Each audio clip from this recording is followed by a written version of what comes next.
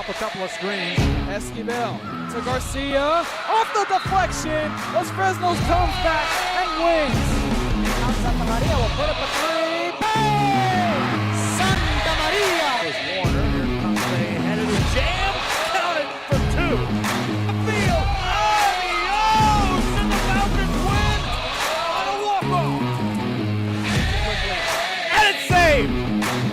What a game. Cortez smacked To the left. That is gone. Rafa Perez. That's my play. Off the backboard. Count it. And a win. And a win. Brian Perez wins the game for the Santa Rosa Warriors, and they go nuts. And why not?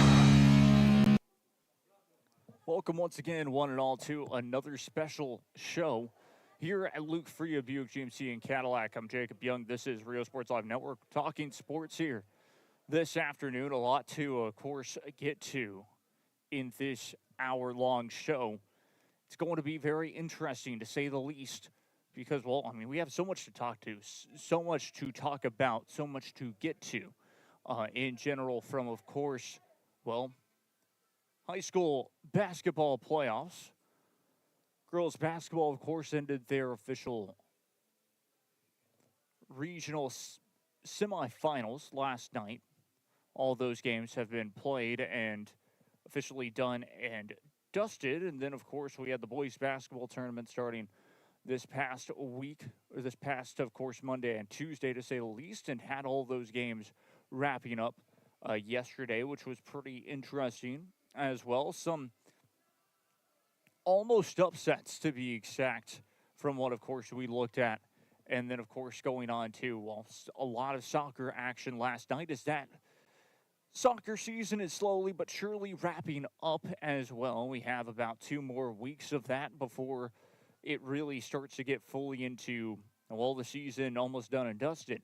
The season, of course, for soccer in the RGV for high school soccer, that wraps up around the 13th of March. For a lot of teams, they take that week off of spring break, and then they either finish up their season right after or right before. So very exciting in the way that everything kind of will wrap up in that retrospect. And, of course, a lot of drama on that side. Then, not to mention, the Olympics has officially ended. The 2 weeks of the Winter Olympics was absolutely spectacular, and I loved every minute of it that I got to, of course, cover and watch, because it was, well, just fantastic in the end, the Winter Olympics, and how that all played out and ended, to say the least. And then, of course, we get into the next step, the next side of things in the stuff of, well, basketball bracketology. The basketball bracketology, that's always fun to keep up with in general, because, I mean, there's so much in stake on that end. There's so much in stake on that side. And what do I mean by it? Well, you have none other than, you have the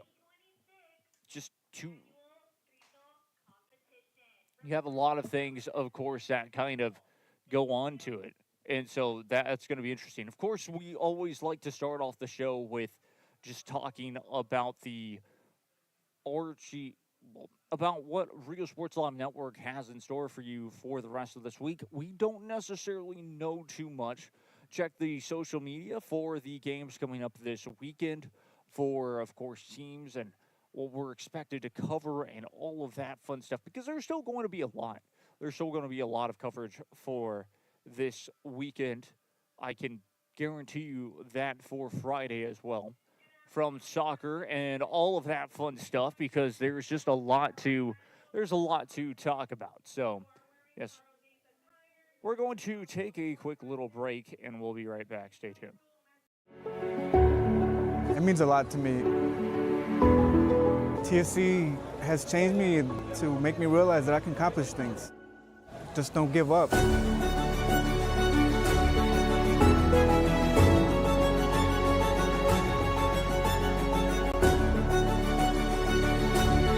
come a long way from where I was to what I am now, and there's no limit to where I'm going.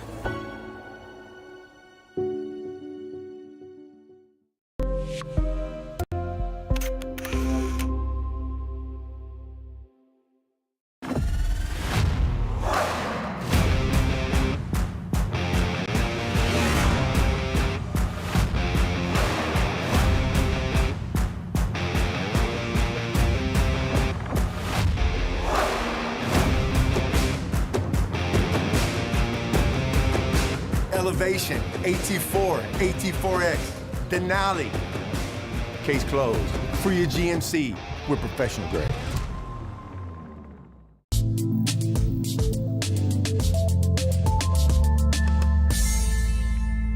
Back we go once again here. It's interesting. Of course, I almost forgot about one thing that I do want to talk about. We're going to start the show off with it. The RGV Red Crowns, in, of course, the League for Clubs, has officially announced their season schedule from home and away games. They solely announced their home schedule, but now it's officially with the home and away schedule, which makes things very exciting. Of course, this is the year that we all know that the 2026 World Cup is here as well. So that's, of course, something to keep an eye on with this schedule in between it. And it's going to be a blast. We'll have Kobe Fayad on here soon, of course, before the season starts. I would assume he'd want to come back on at least and discuss about this team as we get into the shape of things with players coming back. We'll see who decides to come back for the RGV Red Crowns team, who decides, of course, what new faces will be with this club, because it's very interesting, to say the least. It was interesting to note that, which this is common knowledge kind of at this point, and it was with FC Brownsville. Of course, we all know that team up in Brownsville.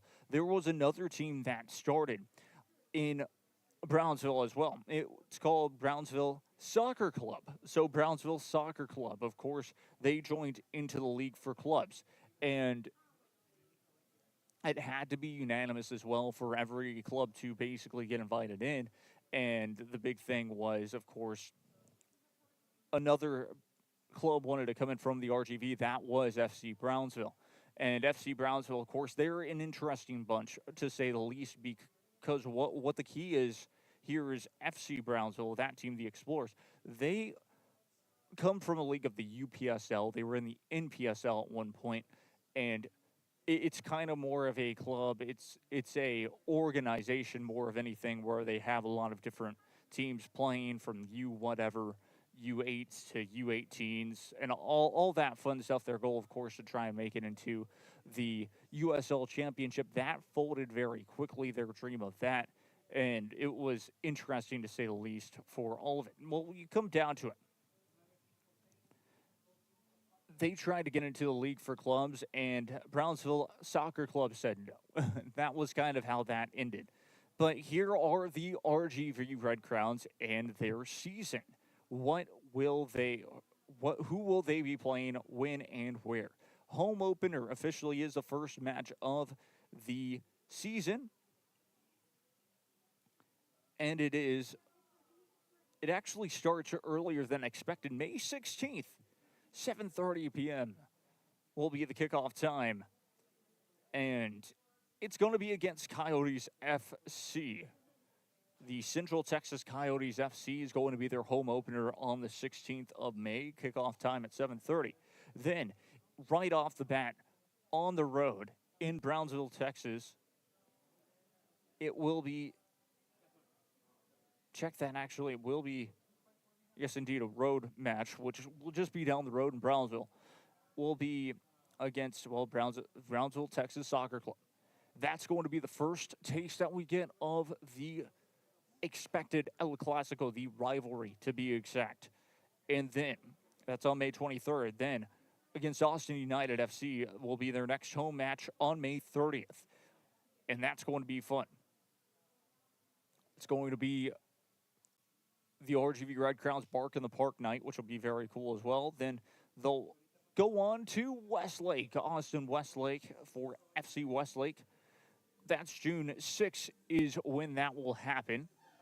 So then, after that, Coyotes FC, Central Texas Coyotes FC, that's when they will go on the road to face Central Texas Coyotes FC. Capital City SC as well will be on the road.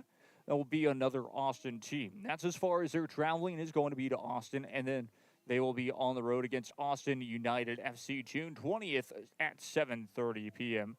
And then at home against Capital City SC Soccer Club, to be exact.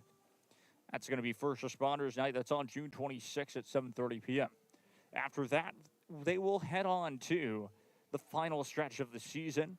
FC Westlake on Lucha Libre night. That's going to be June 28th at 7:30 p.m. will be the kickoff time. And then at home will be against Brownsville, Texas SC, July 3rd at 7:30 p.m. So a great way to start off your holiday weekend that this year, of course, will be very exciting to see, of course, Brownsville SC at home for that final match. And it will be very exciting. Again, it's more divisions now in the division itself. There's divisions in the division. And that's the best way to put it in the South Texas region, the region to be exact. And so they will have a tournament to get to the playoffs, which will be very cool. And I like it a lot for a conference tournament in general. That's what the California side region did in the league for clubs. And so the RGD, after, of course, last year, the Red Crowns and even the league said, okay, this is what we're going to do. We're going to implement. You only have to travel this far for each team. And it's worked. It seems like it will work out a treat this season. And I cannot wait to see this season through. And, of course, be on the call with the RGD Red Crowns. And I'm expecting big things for this year. I cannot wait. I know everyone is excited for it, including myself. So that's how we're opening up this show. Big. It's going to be interesting, to say the least. Now, let's move on to the next side of things. And that's going to be very interesting, to say the least. For the next side of things, well, let's, before we get into, of course, before we get into all the big topics of the day, let's quickly wrap up the Olympic coverage, to say the least. Two big games were coming up that weekend, this past weekend. Of course, a Thursday, right after this show, the next day, was the gold medal match for USA women's hockey. They were taking on Canada women's hockey. The fun fact about that, Canada and USA, they were the only two teams to ever win gold in women's hockey. So playing against each other, that was just very fitting. And the USA got down 1 goal early on in the game, kind of early in the second period. And it was an unfortunate goal to go through the crease. So the USA had to play with 1 goal down throughout the whole entire second period and third period. It got very close to the end. Here comes Hillary Knight with an opportunity. Hillary Knight being one of the star players, the captain, one of the most goals decorated, most decorated goal scorer for the U.S. hockey women's team, and scores the game-tying goal with a minute to go in, not even in regulation, just scoring the game-tying goal to send it into overtime. Then in overtime, not too long after it threw it, Megan Keller with an opportunity has it, takes the shot, and it slips through the goaltender and goes through the back of the net. And it is 2-1 USA women's hockey are gold. The golden goal. So Megan Keller gets the victory there for the U.S. hockey. That was on Thursday. Then we had to wait 3 more days for the USA men's hockey team to kind of finish up. They finished up their way. Quinn Hughes a while back scores the match-winning goal against Sweden to get them to the semifinals against none other than Slovakia. And then they beat Slovakia 6-2, actually. After that game, it was USA-Canada for the gold. That game, because it was on the closing ceremonies day, started early for USA Central Time and Eastern Time to be exact. It was 8 Eastern Time, 7 a.m. Central Time. I woke up for that game, very excited for it, and couldn't have been any more thrilled. Saw the first goal. USA led early in that first period. The second period, it was just about all Canada. They got the game tying goal, and in that third period, USA hung on.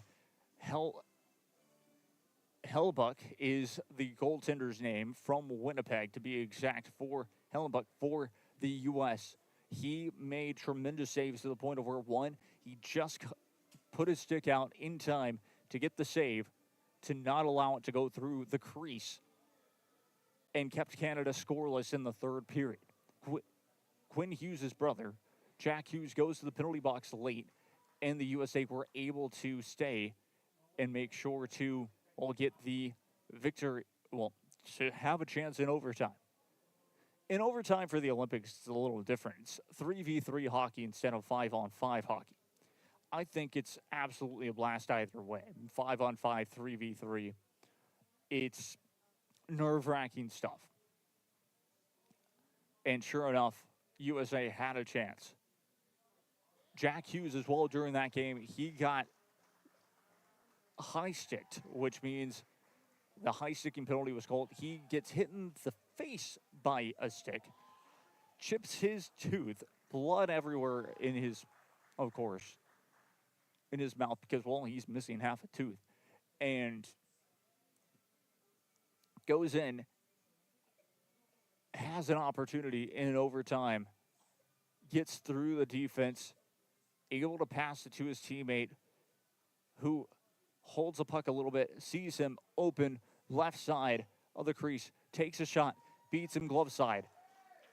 And USA Hockey, for the first time since 1980, win gold in the U.S. Win gold in Milano, Italy. So that's pretty cool. In general, USA Hockey get the job done. And, super cool in general for the USA Hockey to get the victory. So, pretty cool. And I thought that was something so interesting in general for just the way that it all played out. And so that worked out. Next thing, of course, next item on the list is to talk about the high school basketball, of course, and the tournament and all that fun stuff.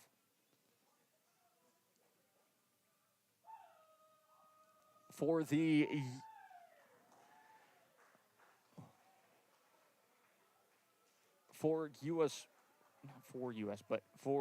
RGV.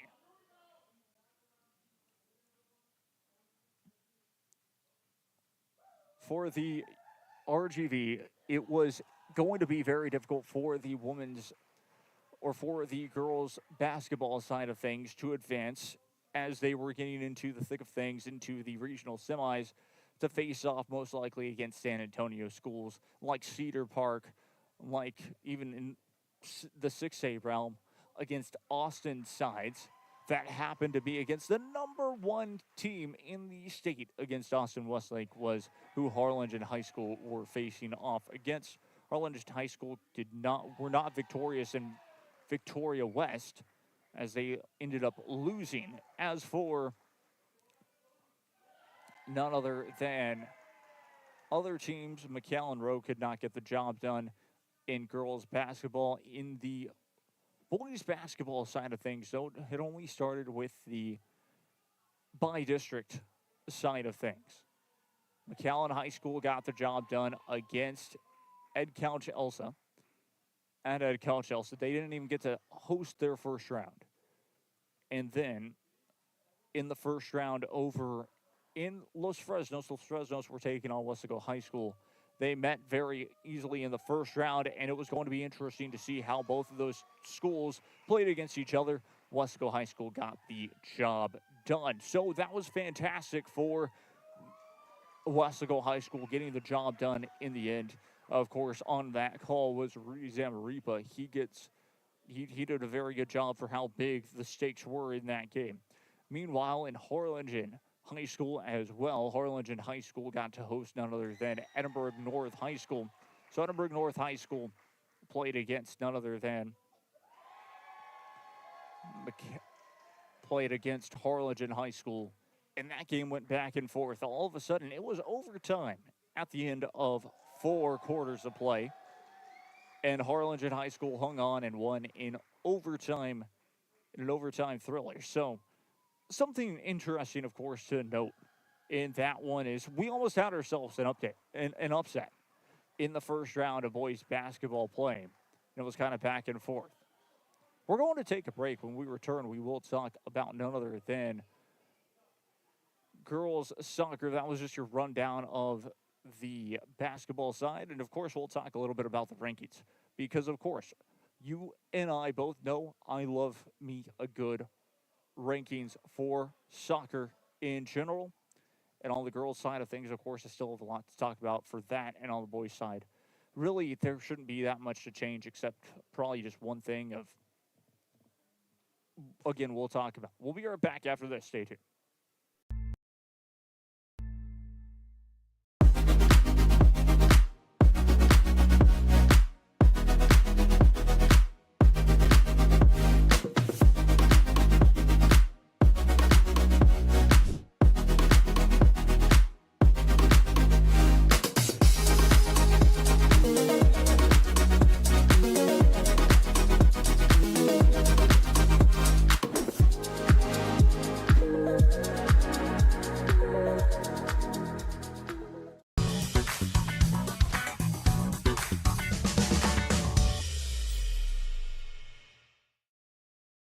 I fell on a loose towel at the grocery store, and now they're saying it's my fault. Do you think you could help? Of course I can help. You should be focused on feeling better.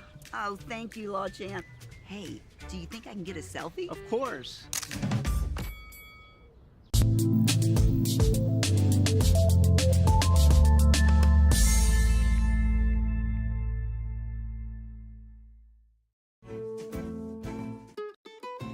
This is the island where adulting takes its own vacation. South Padre is more than an island. It's the island.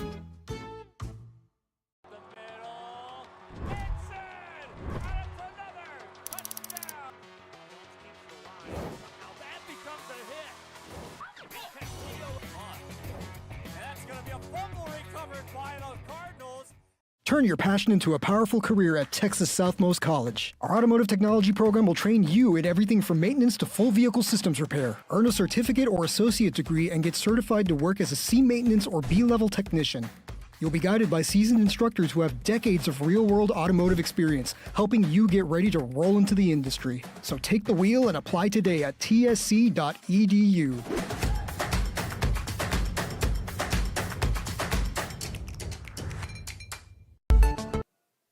Back we go once again here from, well, Luke Fruia Buick GMC and Cadillac. If you're in the market, of course, for a new car, come check them out. Located in Brownsville, Texas, off of Old Price Road, Alice Road.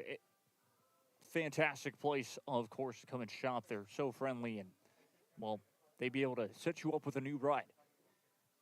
Again, I'm Jacob Young. This is Rio Sports Live Network, RSLN, here at Luke Fruia Motors. We're talking sports here and just about to get into, of course, the top 10 RGV girls soccer teams ranking that comes out from RSL Network.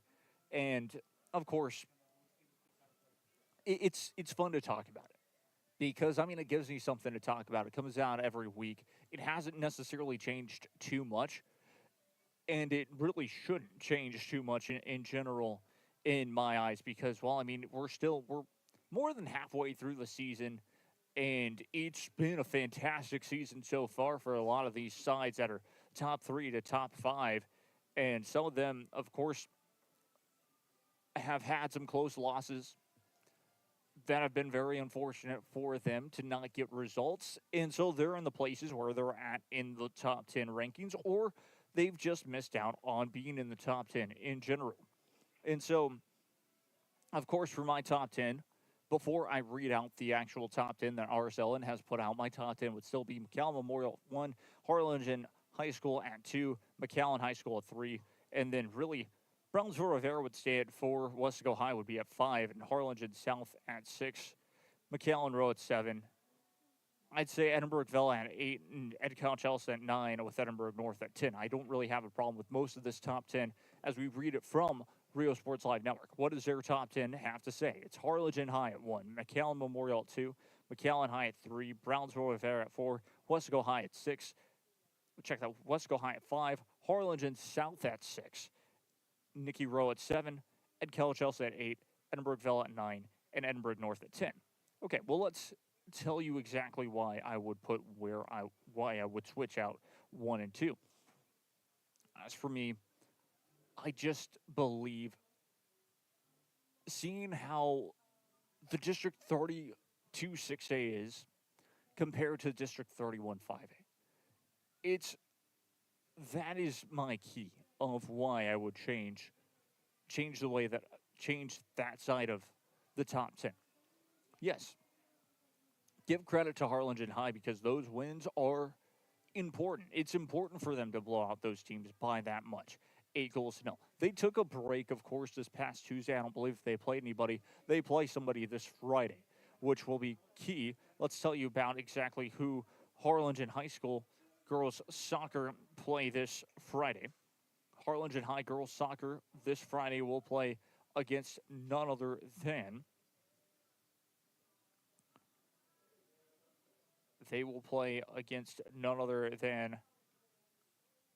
Brownsville Veterans Memorial, and it's at Brownsville Vets. That's on the 27th. So yes, indeed, this Friday.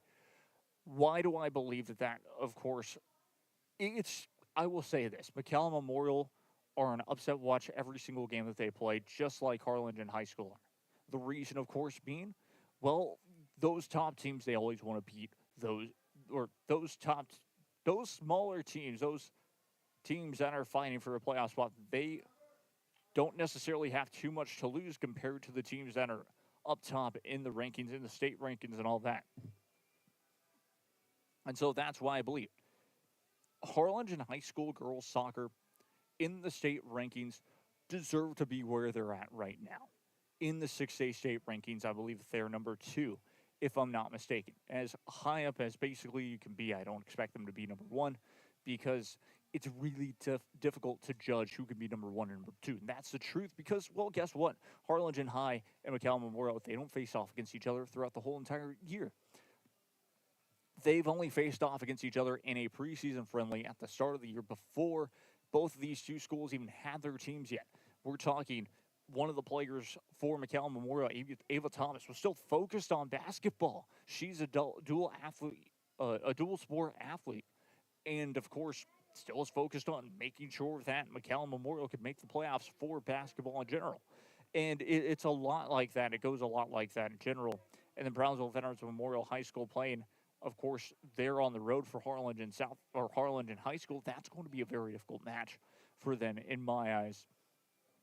I don't expect it to be like the first time that these two schools played against each other. The first time that both of these schools played against each other, it was only 4-0. I expect that game to be a lot tighter in general. As for McAllen Memorial, well, of course, who do they play up next? It's going to be against Edinburgh Villa High School. The wind so far in the RGV has been very windy throughout this whole entire week, as we've seen it time and time again, pushing over 20 miles per hour throughout almost every single day. And so that plays a lot of factors into a lot of the matches, into what side, you have with the wind to your backs or wind against your faces, basically. So that's just the truth when it comes down to it. So in my eyes, in my opinion, that's just really where I stand on it, is because I just believe that 31-5A is a lot stronger than 32-6A. But again, with Harlingen High School winning by the score lines that they're winning, it's because they are that good to be solid in that district. The only issue that I have is when 32-6A plays against 31-6A. That's where you can be skeptical, is going into the playoffs and saying, why are teams in 31-6A the way there's not, an undefeated team? Edinburgh North are 10th in, of course, the rankings for RSLN. And if they face off against each other, how would they play? That's where it gets a little scary of sometimes in a certain district a 4 seed can be the most dangerous seed in the whole entire district without anyone knowing. Time and time again, I've seen it. So that's why I always put Harlingen High on upset watch. That's why I always put McAllen Memorial on upset watch. They almost lost to McAllen Rowe. That's how talented McAllen Rowe are, too. So it really goes both ways. And that's how I see it. That top 10, for the most part, I do completely agree with. Just change that first top 3. That would be really about it. McAllen High School, their only loss so far has been to McAllen Memorial in district play as well. That's why they're where they are at in my eyes too. So a lot of that. For the boys top 10, we really haven't talked about, of course, the boys top 10. I would say it has stayed the same since last week too. And the reason, of course, being for the top 10, the boys' side of things.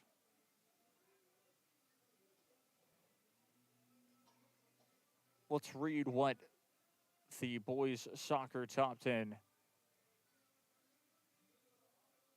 really says. So we had the top 10 there for a split second, but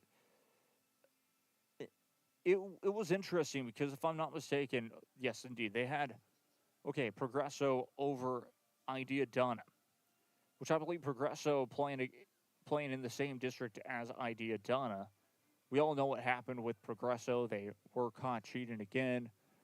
2 or 3 of those games were taken as forfeits. And Progresso are in second place in district, once again, behind Idea Donna. So really, in retrospect, I would see them flip. In my eyes, just for now. I think Progresso may still win that district, even with the penalty that they had. Going into, of course, the second round, or going into playoffs, you'd see them as a 1 seed most likely.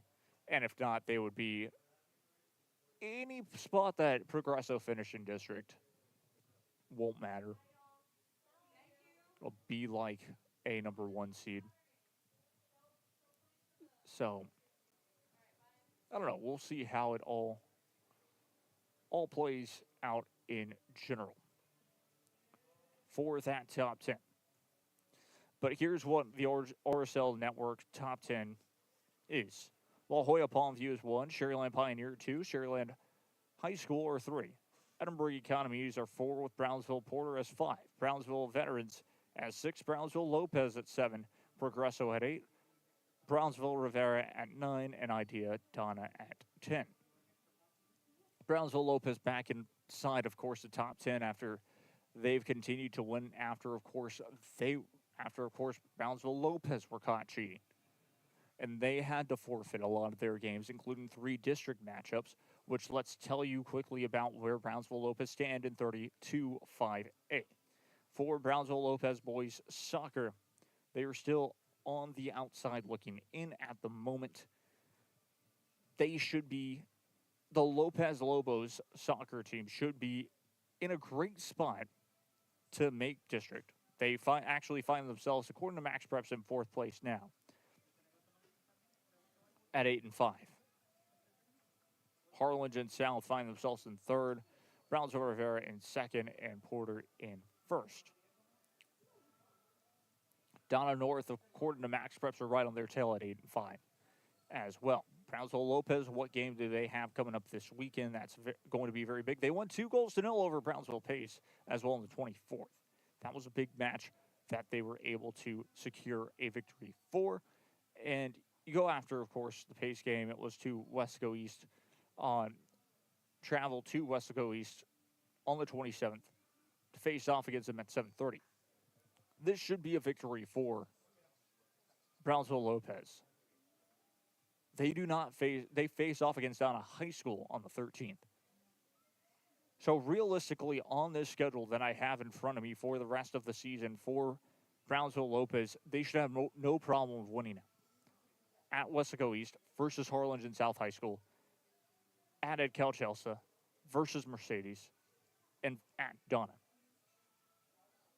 those sound like victories to me. But this team has shocked a lot of people this season, even with all of that. They ended up losing, even with the forfeits, a lot of matches that they should have won. And I say a lot of matches, really I'm talking about two. 2-2 draw, ended up losing in against Harlingen South High School. I would say the second time they play against each other, it should change, but I don't know. They lost against Brownsville Porter in PKs as well. All of those were draws. So they ended up getting at least 1 point in the end. So if you really take that into consideration, getting 1 point for both of those is a reason why they find themselves in playoff contention and in fourth place. But as for the rest of it, could be on the outside looking in. That's just the truth. And I'm interested to see how it will all play out. Very excited for this season. For the rest of the season, a lot of great matchups coming up this weekend. Hopefully, you'll see Rio Sports Live there for most of them to be covered as well. Not to mention the Snakeskin Classic, I believe, is also this weekend for boys soccer and, of course, girls soccer, as Sherryland High School, I believe, will travel to Pioneer High School for soccer. And that one will be interesting on the boys soccer side because both the teams, that is basically for district play in 31-5A. 31-5A and boys soccer has not been as impressive as it has in years before. Sherryland High School ended up drawing 1-1 and ended up losing. So that kind of takes into account that they only got 1 point against McAllen Rowe. And really now, Pioneer Diamondbacks 12-0. A loss against Sherryland High School would not be enough.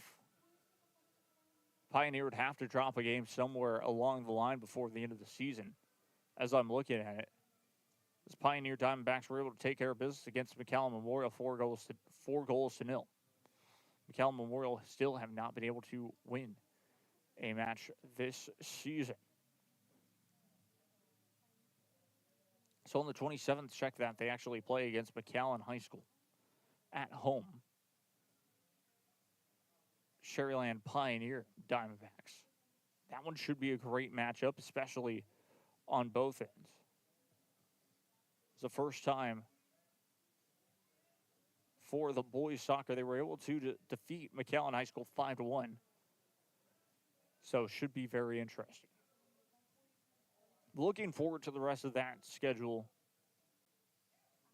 And that's going to be the biggest thing to really look at. Rowe Warriors, of course, fighting for a playoff spot in boys soccer as well. Your top four look at Pioneer, Sherryland, PSA North, and PSA Southwest. Rowe on the outside looking in at 4-4. They have a chance to be able to jump with another victory here this weekend. That's a possibility on this Friday. So, exciting stuff on the boys soccer and girls soccer side. We're going to take a quick break, and when we return, we will jump up to a little bit of college basketball talk because it's very interesting and very fun. Something that I've wanted to talk about. Of course, as we get closer and closer to March, it's March Madness time. We'll be right back after this. Stay tuned.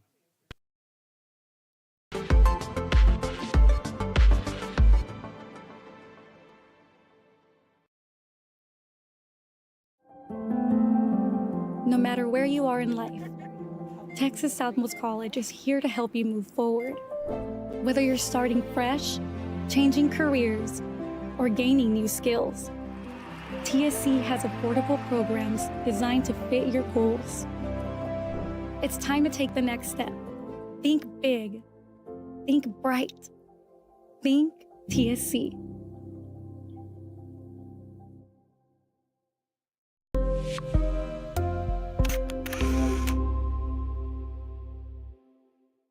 Kenny Perez came from a small town in Texas. At Kenny Perez Law, we won't stop fighting until our clients get what's rightfully theirs. We're right by your side, no matter what. Call Kenny Perez Injury Lawyers today, 956-999-1111.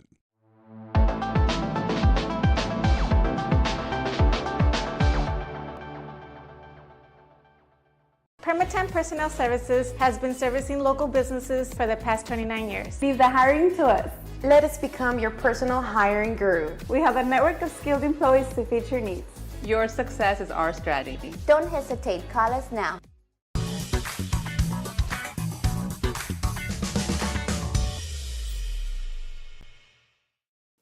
Back live, we're once again to hear from none other than Luke Fruia, Buick GMC and Cadillac. I'm Jacob Young. This is Rio Sports Live Network. Bringing you coverage, of course, well, just talking sports here at Luke Fruia. So much to talk about. As we mentioned, we've gone through a brief rundown of girls basketball for high school. We've gone down a brief rundown of boys basketball.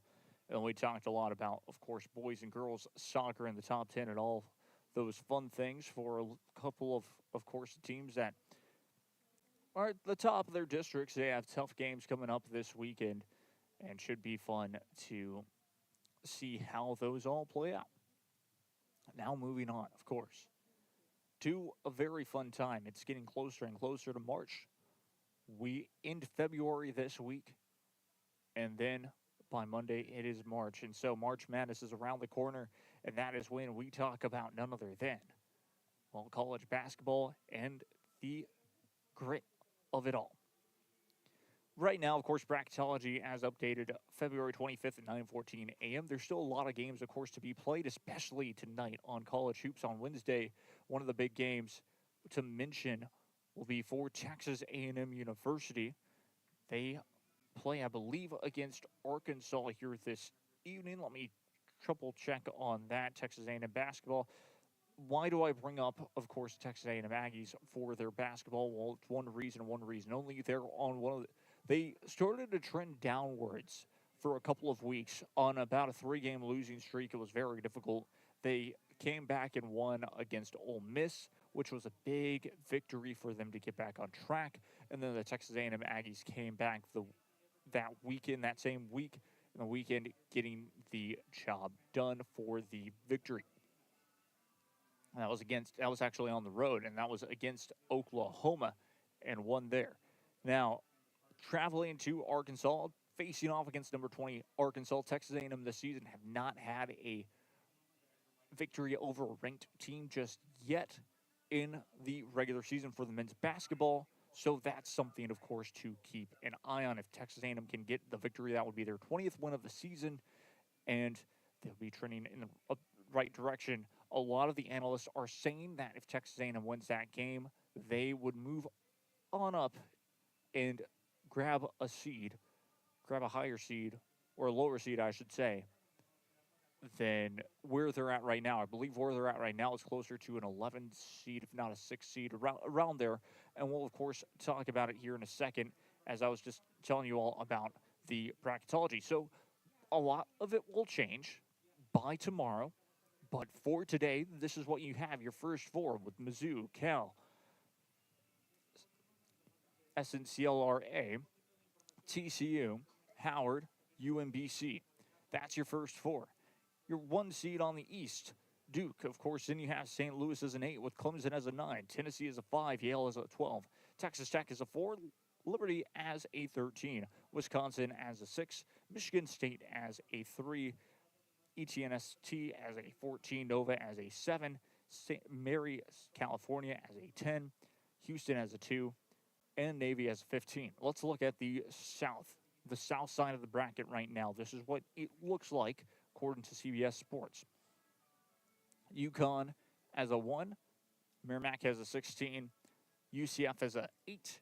Miami as a 9. UCF, of course, getting a big victory last night over BYU ranked number 19, and they won it it was on the road too. It was UCF winning on the road against BYU, so that was a big victory for them.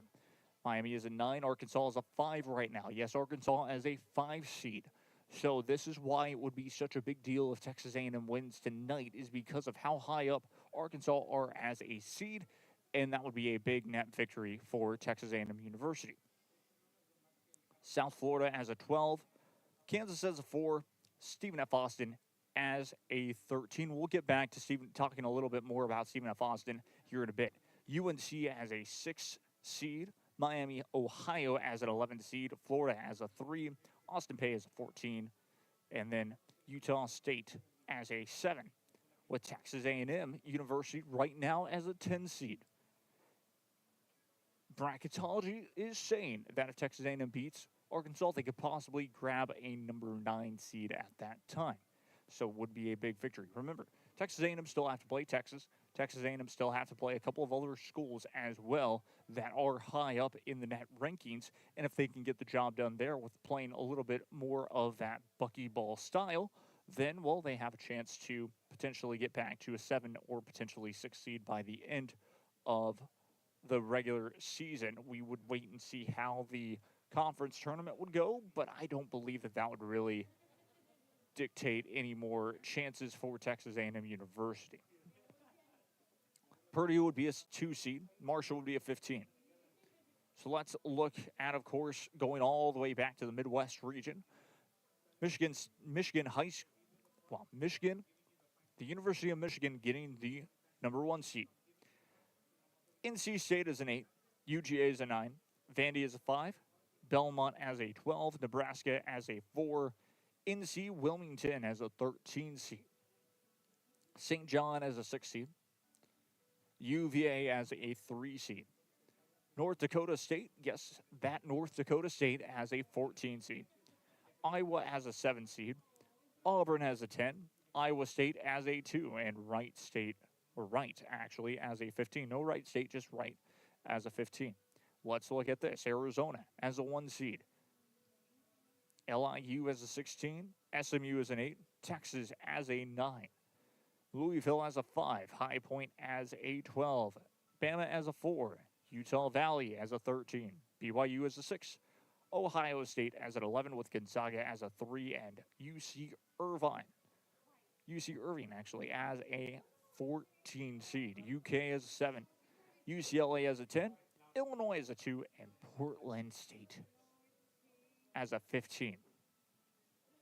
So that's how everything would really matter at the moment. Only one team, again, that I've mentioned from the Southland Conference into the tournament as it stands, which is interesting. Of course, we look back at it for a minute there. They had McNeese State making it with Stephen F. Austin. Something that's interesting that just, of course, came up, I believe, for this past week that, of course, some games had happened, is that Stephen F. Austin University, Stephen F. Austin, they were getting votes in the AP Top 25. If you're getting votes in the AP Top 25, your net ranking's also doing pretty well as stated. That means there's a chance for you to be an at-large bid no matter what. Yes, you want that automatic bid. There's no doubt in my mind that that's what Stephen F. Austin and the Lumberjacks want, is they want that automatic bid. But if the Southland Conference play it perfectly, Stephen F. Austin does not win the Southland. They get in on an at-large bid. And here's the key. With that, a team that wins the Southland like a McNeese State, or potentially, because we all know dreamers can dream, UTRGV gets back on that winning streak and are able to get the job done through the tournament, potentially as a 4 seed, and win the Southland to get that automatic bid. There's 2 teams. Basically, my whole point is there can be 2 teams that can go to the NCAA tournament.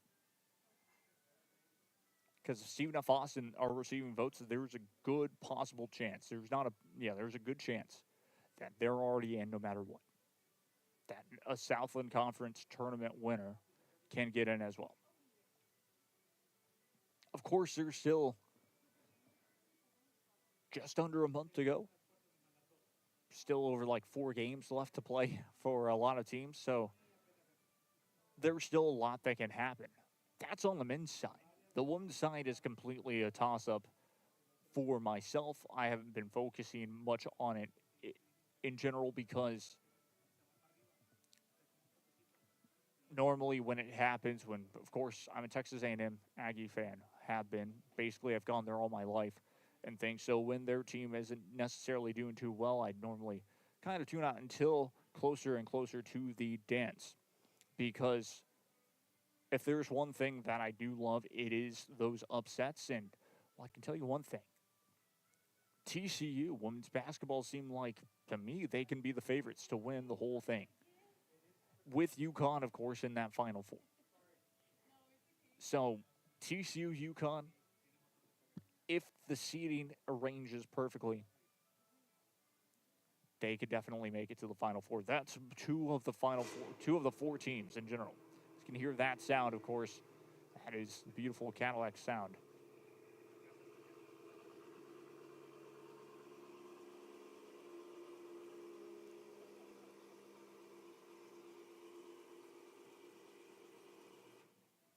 Yeah, I just wanted to stop talking for a minute because, I mean, that's just, that sound. It's pure. It's so good. So good. What? Oh, say hi. What's up, peeps? Texas, they're going to take it next year. Trust.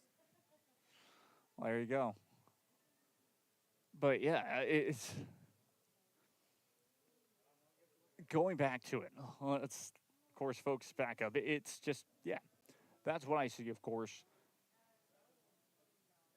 There's a chance that even Stephen F. Austin on the women's basketball side, too, do a really good job, and they can take it, take the Southland Conference title, I should say. So, yeah, it's good stuff.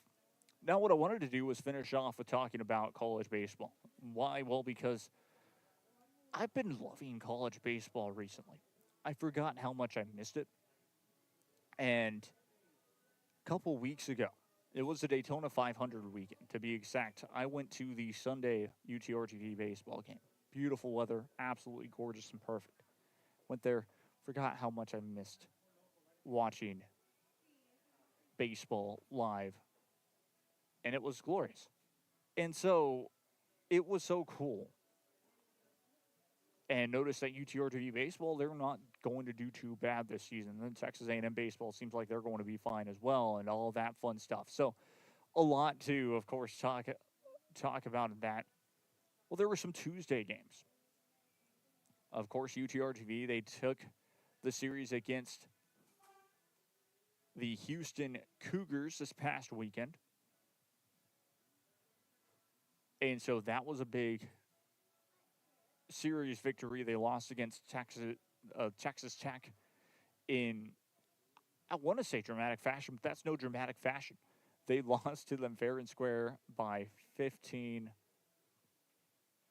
runs. Sorry, a little less than that, but it was 21 to 12. They lost to them by 9 runs. And it was a little unfortunate for that team to lose by that much in the end. But, you know, things happened. UTRGV's bats were getting going. They scored 12 runs, and I thought, okay, we'll see what happens a week from that Tuesday.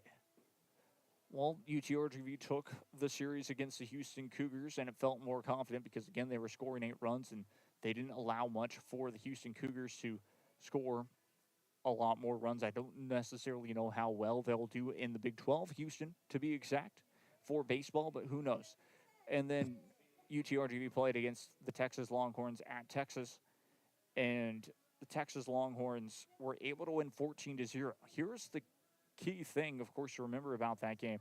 UTRGV left a lot of men on base early on in that game to tie up the score at 2, to basically stay in the game during the early goings of the innings. But they could not get any runs, and so that allowed for Texas and their offense for their bats to get going, hitting a couple of home runs, getting scores And sure enough, that built up the lead for 14 runs. UTRGV could not get the job done. But another team in the Southland Conference, that was, of course, really, in a way, the third team that I kind of kept up with in the Southland Conference last night in baseball. And, of course, LSU playing against Lamar. Remember, UTRGV opens up conference play this Friday on the road in Lamar to face off against him. So how will, well, Lamar, of course, playing against Texas A&M, they lost by a score of 25-5. But how would McNeese State do on the road in Baton Rouge, Louisiana? Honestly, not too bad. LSU, coming off of a national championship, had not lost a game this season. And oh boy, did they lose. McNeese State pulls off the upset, destroying the undefeated winning streak that the LSU Tigers had. Brings me joy to say that as well. Southland getting it done, and now McNeese State with a net victory that means so much. And a loss to the SEC. I thought about it for a second. I was thinking, oh, there was going to be 4 out of the 8 teams in the College Baseball World Series will be SEC teams. Now I don't necessarily know. Sometimes you see that happen where there's a team that makes it to the College Baseball World Series final and they either win it or they lose it, and you don't see them back having that same success they did a season ago. It happens a lot. There is a chance that LSU might have a down year. I think the Florida Gators will be just fine this season. I would believe it will be the teams from the SEC to host regionals and potentially supers. Texas A&M, Texas, possibly Vanderbilt. And on top of that, I would have to say Tennessee. I think that the Vols will be back this year. That's a good chance. Not regionals, super regionals in general. 2 different things. So, yeah, look out for it. But it's been so much fun to keep up with baseball this season, basketball a little bit. I forgot how much I missed it for at least the baseball side of things, and looking forward to going to more games this season, to just catching all the action there at UTRGV, because it should be great fun. That's basically what I'm saying. That's really going to do it for us here on the show. Again, shout out as we get closer and closer to Sebring. Shout out to Wayne Taylor Racing, Samantha Tan Racing, as well as they, of course, have partnered with Random Vandals. We just get closer and closer to the beautiful Sebring series, or the Sebring weekend to be exact. And it's going to get closer and closer to spring break. So it should be very fun. Like I mentioned, that is going to do it for us here from Luke Fruia Buick GMC and Cadillac. We were able to discuss most of this whole, what, of course, I wanted to talk about through most of this hour, and a lot, of course, that had to be talked about. We'll get, of course, the season, what we'll be covering by, of course, tomorrow, most likely. And so check out our socials to see what games we will be covering this weekend. And until then, I've been Jacob Young. This has been a Rio Sports Live presentation. And until next time, we will see you all very, very soon. But one more thing, of course.